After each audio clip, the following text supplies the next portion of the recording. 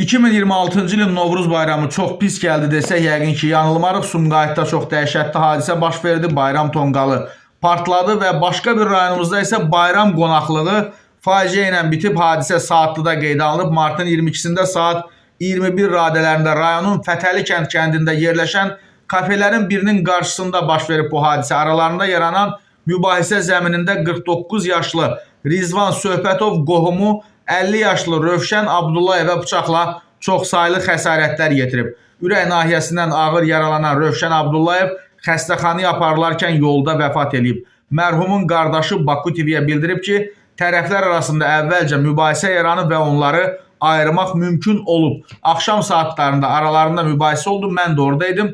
Onları araladım. Sonra Rizvan evinə getdi. Biz də düşündük ki, məsələ bitdi. Lakin sonradan evdən bıçaq götürərək yenidən hadisə yerinə qayıdıb. Qardaşıma oturduğu yerdə 3 bıçaq zərbəsi vurub həyatına son qoydu. Qeyd edək ki, hadisəni törətməkdə şübhəli bilinən Rizvan Söhbətov Saatlı rayon polis şöbəsinin əməkdaşları tərəfindən keçirilən əməliyyat tədbirləri nəticəsində saxlanılaraq istintaqa təhvil verilib. Faktla bağlı rayon prokurorluğunda cinayət işi başlanılıb.